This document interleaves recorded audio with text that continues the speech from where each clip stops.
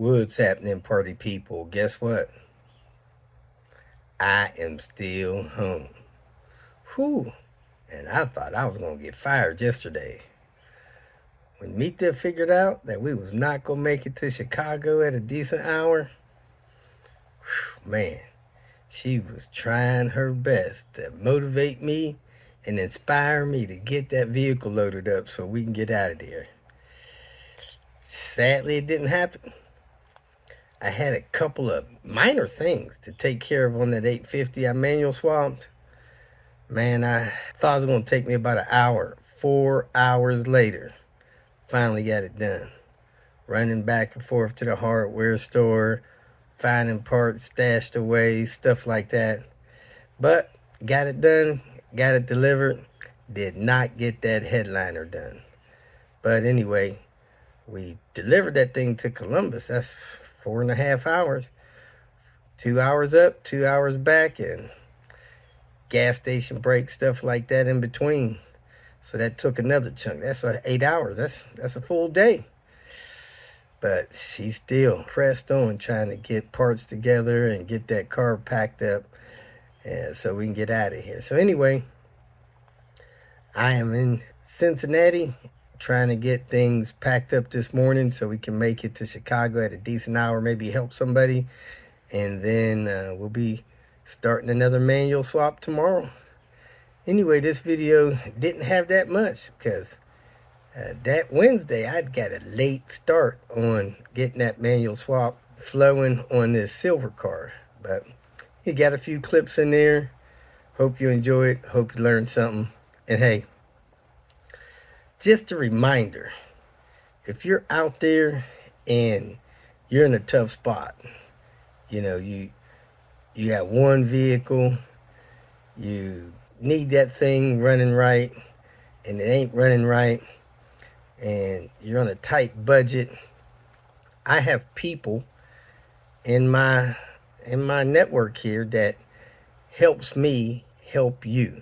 So if you're out there, you need a part, you're in my path of travel or somewhere close, you need me to stop by, check something out before you get something done, do not hesitate to contact me. If I can help you, if we can help you, that's what makes this world go round. People that help each other. You know, every morning I go for a walk.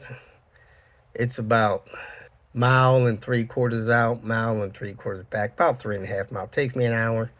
Doctor recommends I walk a few times a week. So I try to do it every day because I don't want to see them no more. But I passed this house up the street and I noticed, man, the grass seems like it's taller than me. I'm like, golly, this is crazy. So I poked around a little bit. I used to be in real estate. I used to sell real estate, help people move their properties and stuff like that. Anyway, I noticed it had something posted on the door, so I crept up there. Citation from the city. Now, somebody is doing something with this property because it's got electricity on. And that power company, man, they're probably the quickest to shut you down when you get behind on that bill. And I don't know, man, there could be somebody in there that's having a hard time moving around. They could be in the hospital, God forbid, or they may have just said, look, I'm going to go hang out on the beach in the Bahamas for a few months, and they got tied up down there. At any rate, I contacted the lawn guy that helps Elizabeth with the lawn here, and man, the price he gave me to cut that down and clean up the sidewalks, I was shocked. I was like, man, I can't even put gas in the lawnmower for that. So, you know, with the help I get from you people, I'm going to have him cut that down. Nobody wants to pay $500 to get their yard cut because the city put the pressure on you. So, I mean, hopefully it's somebody that needs help. We're going to help them out. And hopefully they'll pass that help on to someone else. But anyway, if you're out there and you need help, you're in a tight spot, call or text me. We'll see if we can get you some help and get you mobile. Because in this country here, it is hard to live life without transportation, especially if you're not in a big city. Big cities got buses and all kind of people tripping over each other. But if you're in these smaller towns and places, there's just no public transportation and all that kind of stuff to help you get around. So if you need help, I can help you. Glad to do it. Just hit me up and we'll see what we can do to get you moving. Other than that, hope you enjoy the clips. Thanks for watching. Have a great day. Welcome to Hanging Out with Robert. That's me. This video contains things that I encounter throughout the day. If for some reason I complete a task and you would like to see the details, you could click on the link in the description area below. This video also contains tips and tricks that I learned throughout the years. I plan on leaving this video accessible for about 30 days. After that, you can view it through my Patreon account. Thank you very much for watching. Round 2 of this manual conversion.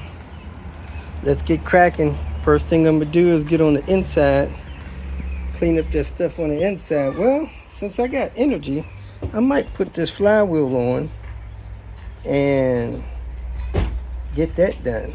The transmission hung. No, I need to have access to stuff under here. Let me tear the inside out, get these cables and stuff run, and then put the transmission in. Get to these pedals and stuff like that. Got the shifter in, bolted down, got the cables in, secure, got the master cylinder in, the pedals in. Now I'm gonna put this manual cable in. That ain't something you gotta do, but it's here, we're gonna do it. He's got 2 of them. Must have wanted it in. We swapped out this insert in the center console. It was not wood, and this one is the manual one. So we got that from the donor car, which is a good grab. So don't forget to get that piece out of the manual cars. We're gonna drop this in place, tidy up the stuff under the pedal because we snapped the manual cable in there, and we'll be done on the inside, getting ready to put together the outside. The inside is back together. It is done.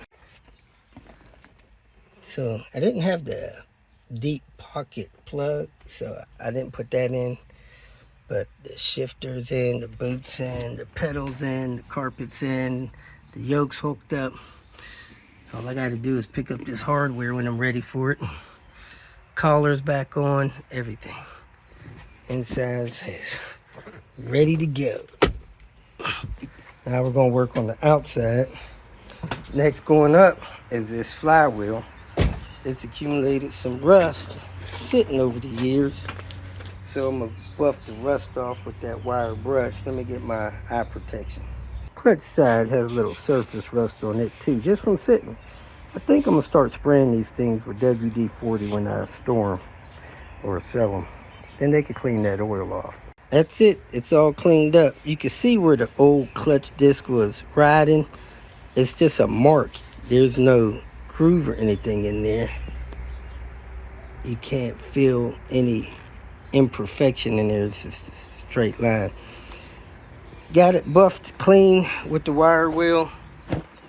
I think this is a balancing hole there, and this may be a hole where it could be resurfaced down to that dimple there.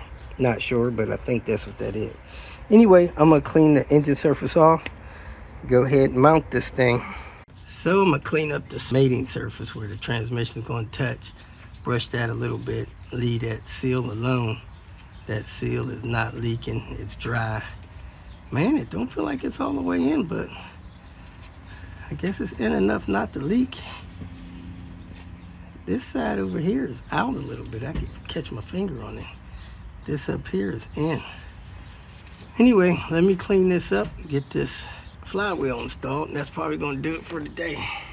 Got the pilot bearing right in there, spacer, whatever it is. On the automatic transmission, that torque converter rides on it. But on the manual transmission, nothing does, so there ain't no reason to replace that. Anyway, let me hang this flywheel and torque this stuff down. That'll do it. It is 8:09. We're gonna knock it off, start off in the morning, putting the clutch on, and then putting the transmission on and going from there. This rear mount is busted. I'm gonna see if I have one before I come back. That thing is totally torn open. I could tell it was messed up because the cable was off. When they're flat, collapsed, or busted, the cable comes off on them like this. And the cable was off of it. And I reached to put it back on and seen it torn open. So I'm gonna see if I got one of those. And I found some subframe inserts that I'm gonna try to put in here tomorrow too. So let's go ahead and knock it off for today and come back tomorrow. There you have it. I got the inside done, like I think 80-90%, and got that flywheel hung and gonna keep moving from there. Appreciate it if you give me a thumbs up, call, text if you need some help, and I hope you have a great day and keep those Volvos running. Thank you for watching.